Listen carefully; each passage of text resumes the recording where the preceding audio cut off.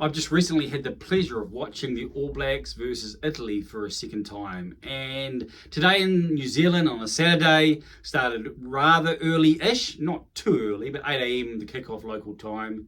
And then I watched it again, providing an opportunity as I also messaged, I was going to say tweeted, but it's not, I guess it's not called that anymore, throughout the contest. And that always encourages a reflective type reality or a greater engagement as you write down what you're observing and get a chance to do it a second time, which transpired. And so 96 points to 17, the final score. 96 points to 17. Pretty one-sided. 49-3, I believe, at half-time. My memory serves me correctly now. And the second half, not as clinical. The early part of the second half wasn't as efficient and opened the door. However, this All Black side had provided enough to, you could say, enable an effective step forward. From what had previously been, Namibia was like, well, we're not really sure after France and after Twickenham. But this contest against a side that plays regular top-tier competition, a side that had pushed the Six Nations in the most recent iteration, which led some to think maybe they can. Could they beat the All Blacks? Could they do a first? 16-0 or 17-0. And you look at the score and you think, what were people thinking? But that highlights what had been both for the All Blacks and both for Italy.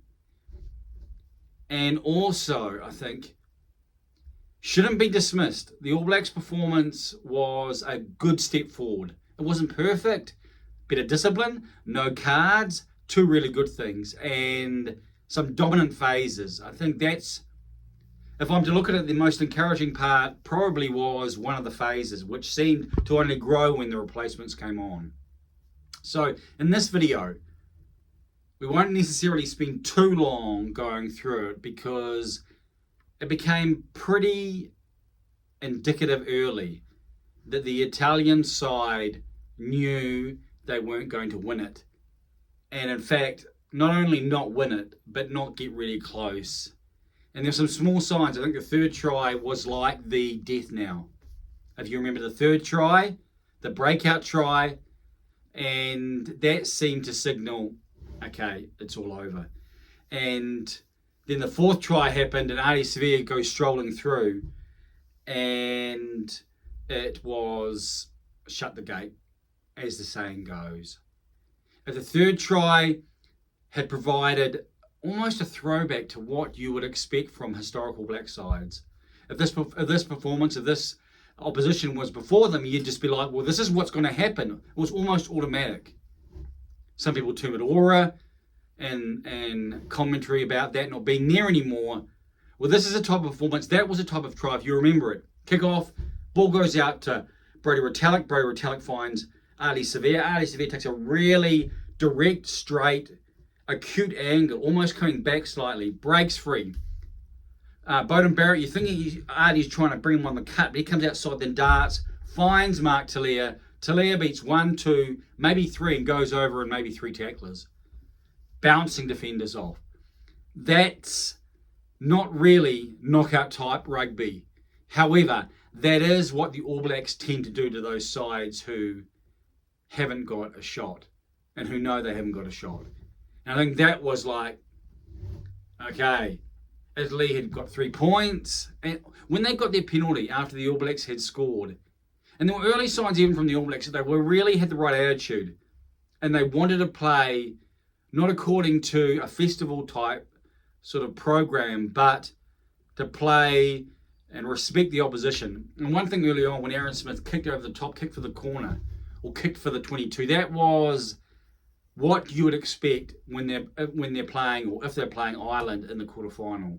Playing for territory, not wanting to just open it up as if the opposition are paper mache and you can just bust through them at will. However, it didn't take long until first try, and that was a nice try. Nice work there from Jordie Barrett and from Will Jordan.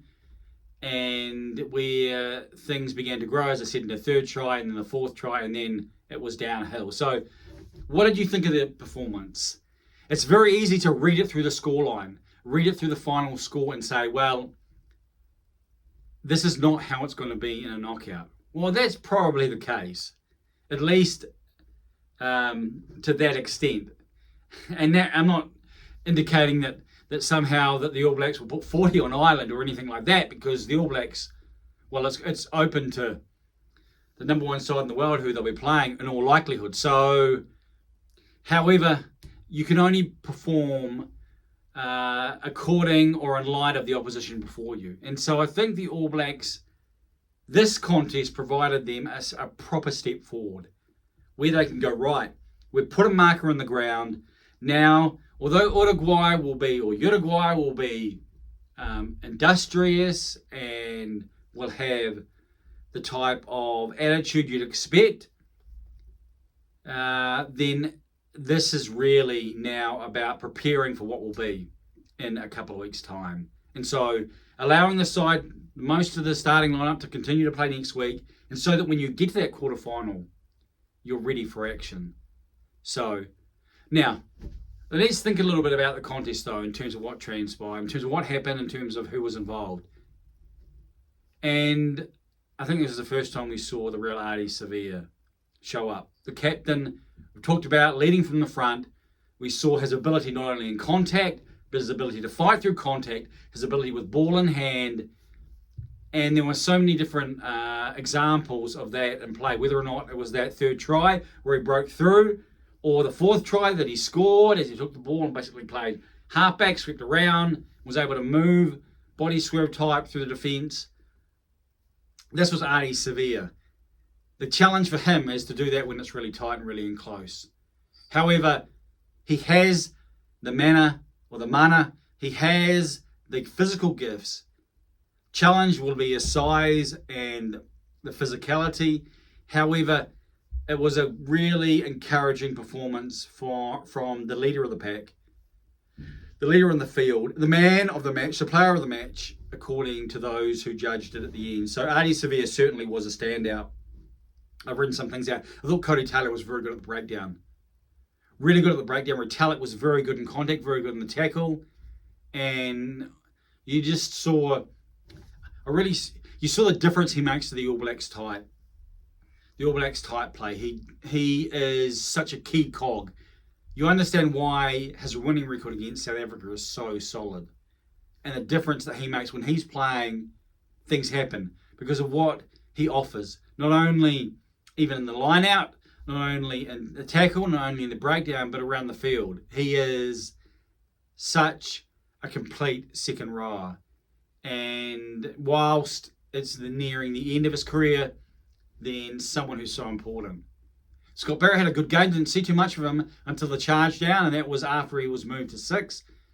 I think that's good. I think, in terms of completing his core role, often it's not the core role or not the initiation of his core role, but it's the final activation of his core role that has been a little bit difficult. If you think back to the Twickenham clash, it's not getting to the right bit. You don't want to be taking out the halfback or taking out or trying to clean out guys on the ground. So just as a prop who turns up to a scrum is not completing that as he should, then we didn't see as much of Scott Barrett. And I think that's indicative of him doing things in the tight instead of maybe getting caught and trying to do his role, but yet getting caught with peripheral things that are on the side, which in real time take him away from doing what he needs to do and be effective. And if he's going to play second row, then he needs to be one who is finding great delight in the dark arts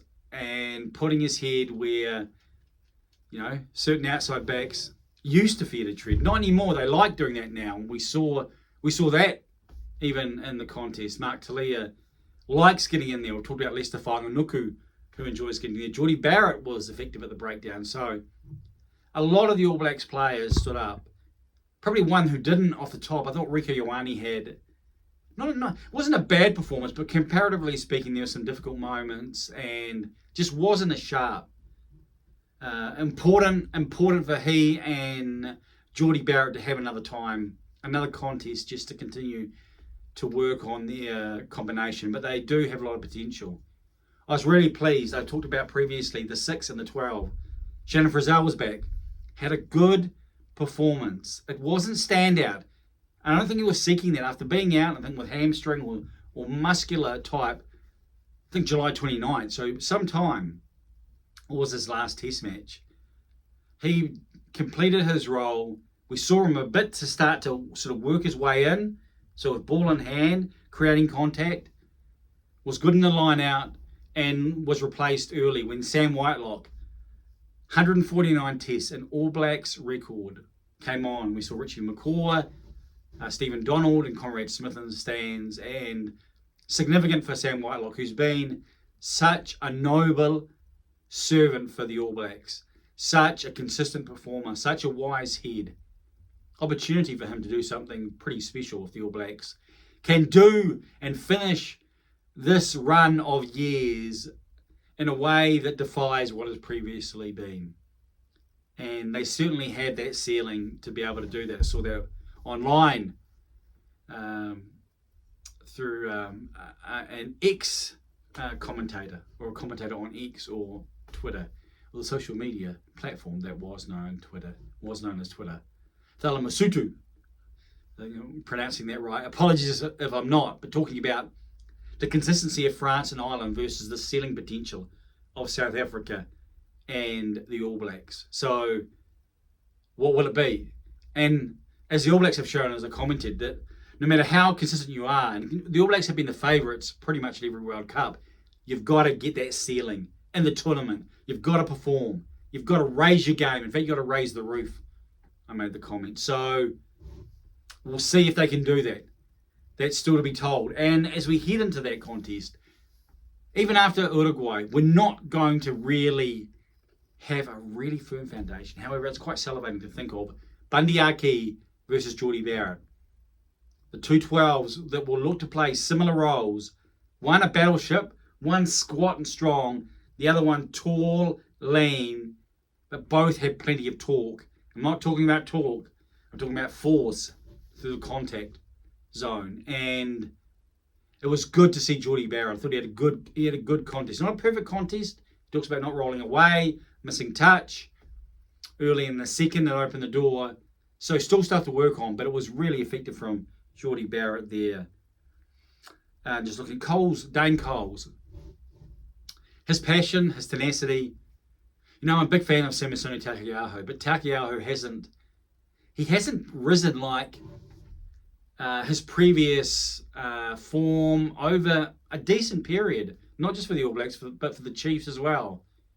And whether or not it's just a dipping point, but we haven't seen the type of elevation through contact. That was one of the things. With ball in hand, would always get the ad line, would always make ground, would do things in contact where you go, that guy's making a difference.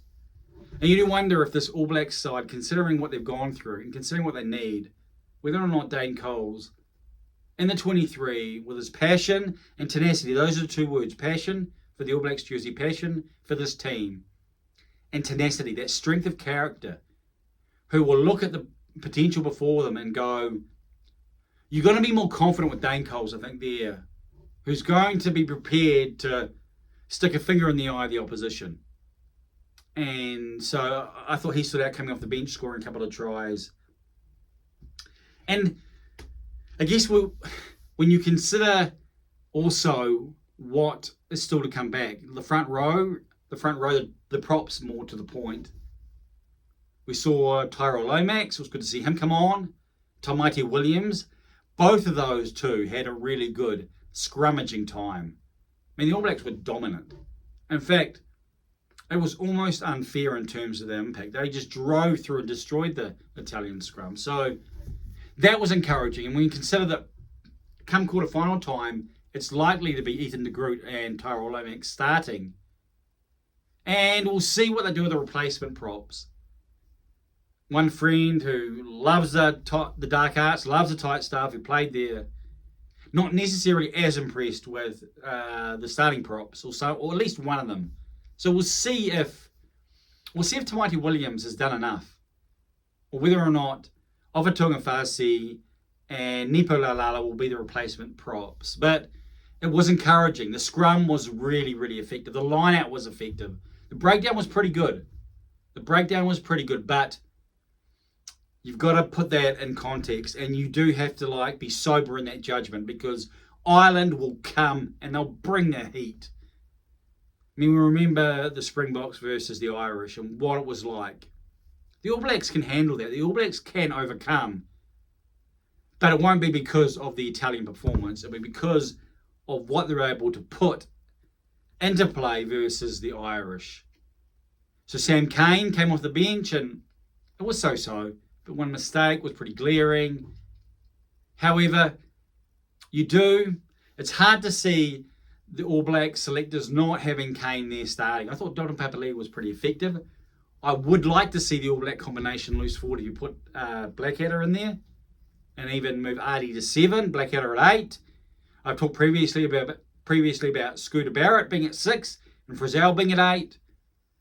But considering that Blackadder's played 8, then that could work without it needing a lot of lead-in time, which you think the other one probably likely needs that for those guys to have some experience.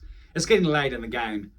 I don't expect that to happen. However, you do wonder about how the All Black selectors will view. I think Blackadder will be very effective against Ireland. I think Peter O'Mahony and Ethan Blackadder, a similar type of hard grafters, effective, and they're going to give 1,000%.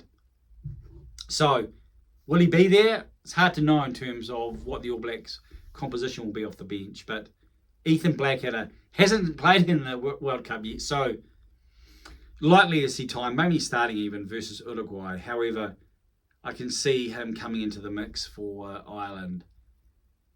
In the other positions, Leicester Fainga'anuku, obviously, I'd like to see he starting and putting Geordie Barrett. Will Jordan to fullback. So Will Jordan, Mark Talia, and Leicester Fainga'anuku.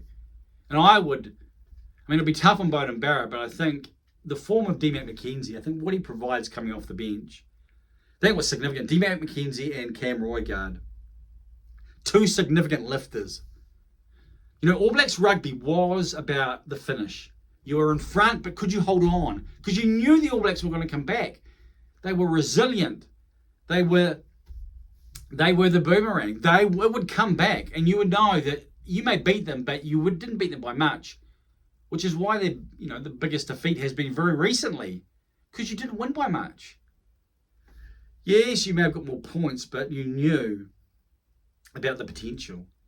And I think that's what Roigard and McKenzie can offer the All Blacks, is that bounce back, that opportunity in the final 20, if it's close or you're behind, to do something as the teams tire. So, impressed.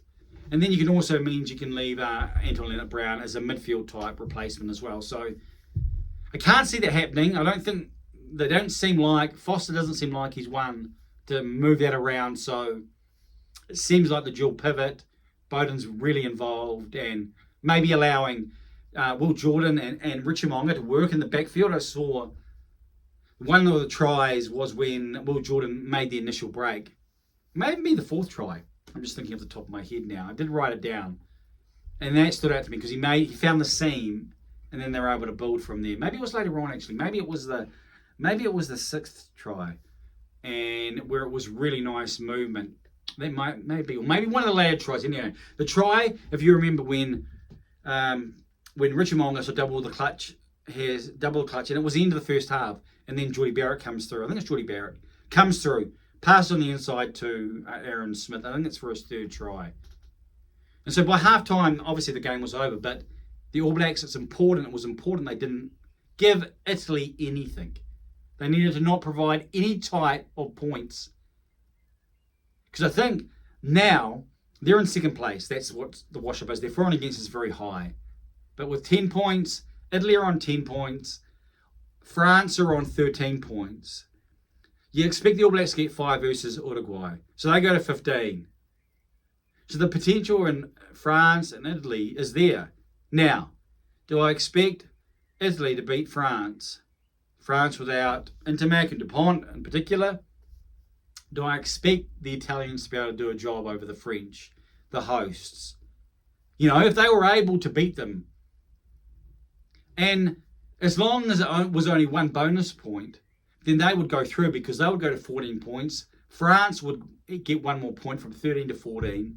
That'd be the same. The first tiebreaker is head-to-head. So if Italy win, as long as it doesn't involve, well, it can involve 2 bonus points as long as it involves a bonus point for Italy. But if Italy get 3 more points than France, and they end up on the same points, then it could be a shocker. Do I expect that to happen? No. It's probably a little bit like the All Blacks versus Italy. Not as much, but you'd expect France to beat Italy by 30 points. 20 to 30 points. Maybe late teens. Maybe 18. Maybe 17. But Italy won't go into the French test like they obviously went into the All Blacks test. And they won't have that type of reticence or that type of weakness if they're pushed. The All Blacks just pushed them a little bit and they were like, whoa! They didn't have the resilience, the bounce back ability. They needed that. They needed to say, hey, we believe in ourselves. We're test quality. We're tier 1 quality. And we're going to show it by how we play. We're going to play how we want to play, not because of who we're playing or whom we're playing.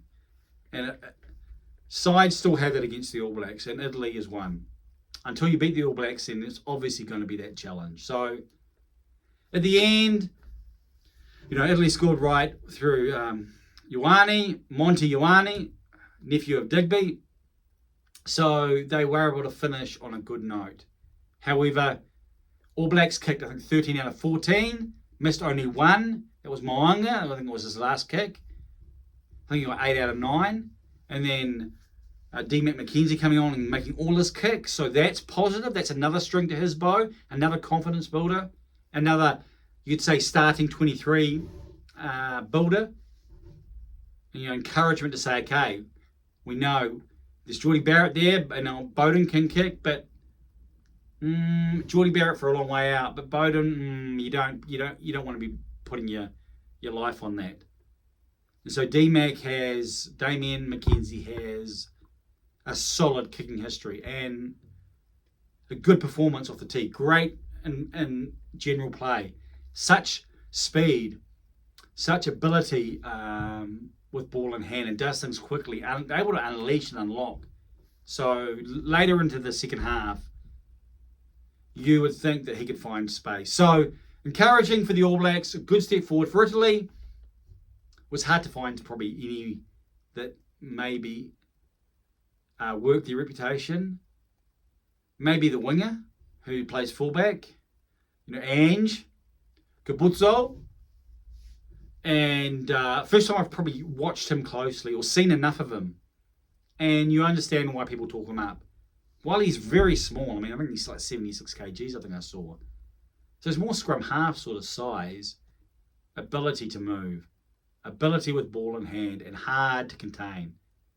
So you could see the ability there and how maybe at a lesser level, where there's not so much intensity, where there's more space, he could unlock defences and provide plenty for his side. So he's probably the standout. I'm just trying to think through any others. Well, not really, because there wasn't really any other phase that offered too much. I mean, I think Breeks in the midfield, you know, his defending was okay. I noticed his name pop up quite a bit.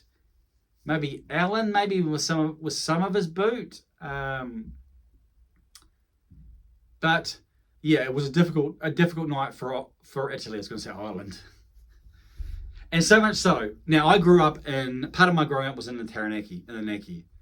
And Kieran Crowley was known as the Kapolga kid, where he came from, which is, you know, a little sort of rural part of the Naki. And he talked about afterwards the contest and maybe not even reviewing it, just binning it. And you think that's actually not a bad idea, because that contest was so, for him, it'd be so out of character to what he's seen recently, to what's been shown in the Six Nations. So why use that as a reference point? if this is so out of character and so not as the Italians have been playing, then how can you really use that? And so I think, why waste time? Why waste time reviewing that? Better to invest in maybe some areas that can build them up, because reviewing that would probably just do the opposite, probably knock their confidence, such as what transpired. So not a bad move from Kieran Crowley. Any other thoughts? We're about 25 minutes now as I look at the recording device and the ticker there. Yeah, probably just a reminder, another affirmation on Sam Whitelock, and I think that's something that would be really celebrated and significant.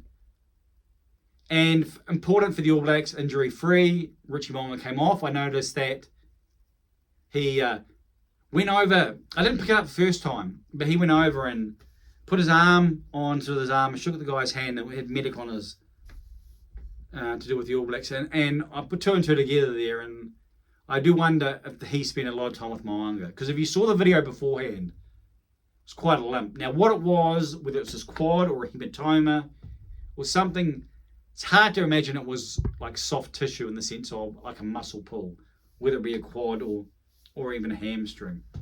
You think if it's one of those, then that's, very late in the tournament until you come back, because it was quite distinctive. And the way that he interacted with Foster, you think, again, if it was serious, they wouldn't be letting him walk back upstairs. So obviously a lot of work done, because he kicked really well.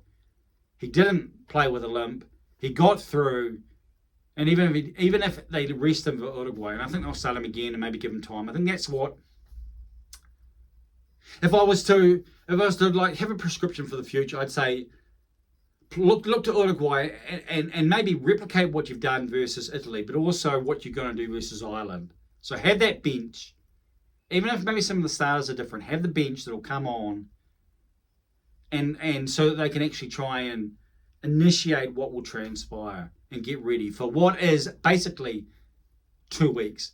Quarterfinal, hopefully a semi-final, and hopefully a final. I mean, they basically reside in 2 weeks when you look at the time period. 3 games that will define both Ian Foster's and Sam Cane's tenure. The All Blacks put it together. They peak right at the opportune time. Then everyone will talk about the All Blacks in light of those 2 weeks, not in light of the previous 4 years. So a good step forward. One that the rugby community in New Zealand will be happy about, and one that they can then put down and build towards and build on. But do so with realistic, sober judgment that what will be coming at you when it really counts will be very different. And the pressure will be on. And can you perform those core fundamentals of your game when time is down, pressure is on, the heat has risen, and it really counts? That's a tale still to be told, excuse me. So, what did you think of the performance? Are you able to maybe get past the scoreline and look at some of the parts, some of the moments, whether it be Will Jordan diving, or whether it be the speed or the bouncing ability, whether it be the number of tries, whether it be the wing play of Dayton Coles or the flank play? Scored the first try, his first try from a line out move, and then the other one was out wide on the other side of the field. But plenty to encourage the All Blacks, plenty for their mental health, if I can say it that way, because I think that's not insignificant. Again, we see it from the other side with the mental game for Italy, and I think what it cost them. So we're approaching 30 minutes, so I'll leave it there. Plenty of talk, plenty to reflect upon. This has been a bit of a flow. I've watched it twice, so I think I have a reasonable grasp on what transpired. Not necessarily all each and every try. I mean, how many tries were there? Maybe 14, I think it was. 14 tries, maybe. So, yeah, a number. So the All Blacks, plenty to reflect upon, plenty to talk about, plenty to build upon next week. I think it's a 6-day break, to Uruguay. I think it's on a Friday, New Zealand time. So they'll have an extra day, maybe an extra 2 days into the quarterfinal. I think the quarterfinal's on Sunday, New Zealand time, so Saturday. So maybe in 8 days. So that could be helpful. That could be we'll see if how that plays, if that plays any part anyway. So, the All Blacks 96. 96. So close to the century. Italy 17. A dominant performance from the men in black. 5 points, taking them to second in Group A. Pool A, excuse me. And now 5 points versus Uruguay, which should be, shouldn't it? I mean, let's be realistic. Look what's happened. Look what they did to Italy. Will mean quarterfinal. And you'd still expect it to be Ireland will be on the cards. And then the rugby will get real. What say you? I'm Johnny King.